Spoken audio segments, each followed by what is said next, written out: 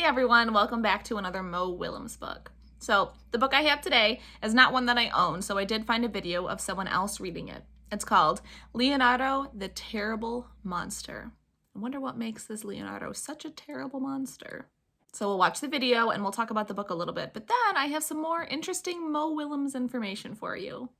Leonardo, the Terrible Monster by your pal Mo Willems.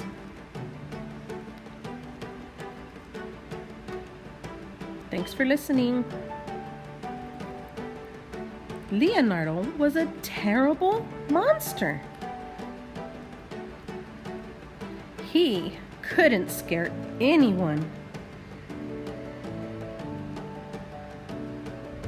He didn't have 1,642 teeth like Tony. He wasn't big like Eleanor. And he wasn't just plain weird like Hector. Leonardo tried very hard to be scary, but he just wasn't. One day, Leonardo had an idea. He would find the most scaredy cat kid in the whole world and scare the tuna salad out of him. Leonardo researched until he found the perfect candidate. Sam. Leonardo snuck up on the poor, unsuspecting boy, and the monster gave it all he had. Blaggle, blaggle, grrr, roar, ha! Until the little boy cried. Yes, cheered Leonardo, I did it. I finally scared the tuna salad out of someone. No, you didn't, snapped Sam. Oh, yeah, replied Leonardo. Then why are you crying? My mean big brother stole my action figure right out of my hands while I was still playing with it, and then he broke it on purpose. And it was my favorite toy, and I tried to fix it, but I couldn't. And I got so mad I kicked the table, and I stubbed my toe on the same foot that I hurt last month when I accidentally slipped in the bathtub after I got soap in my eyes trying to wash out the bird poop that my brother's cockatoo pooped on my head, and I don't have any friends. And my tummy hurts. That's why. Then Leonardo made a very big decision. It's okay. Instead of being a terrible monster, he would become a wonderful friend.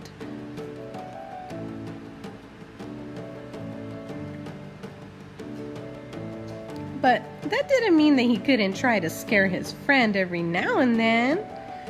Boo! The end. What made Leonardo such a terrible monster?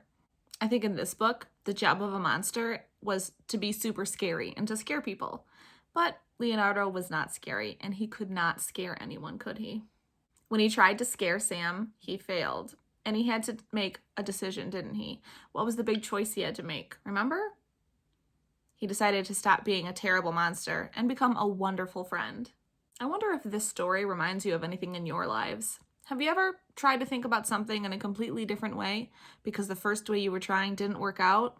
That reminds me of something in my life. So I have a dog and he loves chasing birds and squirrels. He runs so much in the backyard that he made this path of dirt. He squashed down all the grass, nothing grows there. When it rains, it turns into mud and I can't plant anything there. So I got frustrated and I kept trying to grow grass and it wouldn't work out. And I just was so frustrated. But then I thought about it in a new way. Instead of trying to plant things, I'm just going to put stuff right over it. So I bought these cement squares and now my dog just runs on the cement squares. It's like a path and my kids like to play on it. I made a decision not to get super frustrated and keep trying in a way that was never going to work. So I tried a new thing and it worked out, and now everybody feels better about it. Leonardo was probably never going to be a scary monster. So, why be a scary monster? Try being an awesome friend. Now let's go back to Mo Willems. So I tried to find any hidden characters in this book and I couldn't. But I didn't have the book in front of me, so maybe there was a pigeon or an elephant or piggy hidden in the front or the back or in a tiny little spot. But all I had was the video, so sorry about that, guys. But I wanted to talk to you about that pigeon. I noticed that out of all the characters that hide in books, it's mostly the pigeon. So I looked it up on the internet and did some research. I found that someone asked Mo Willems this question. They said, "Is the pigeon really hiding in every one of your books? Why can't I find him?" And Mo Willems answered that question. He said, "It is true. The pigeon hates it when my books aren't about him, so he hides in every book I've ever illustrated. He's easy to spot and don't let the pigeon drive the bus, but he's harder to spot in some of his other books." So there you have it, boys and girls. Mo Willems said the pigeon hides in every book because he doesn't like it when books aren't about him. And then I found out that Mo Willems has a website. So if you go on the website, you can look around and find all the different characters that he writes about. So if you're interested in this website, talk to your grown-ups about it because I'd rather you only look at this website with their help. I clicked on Leonardo.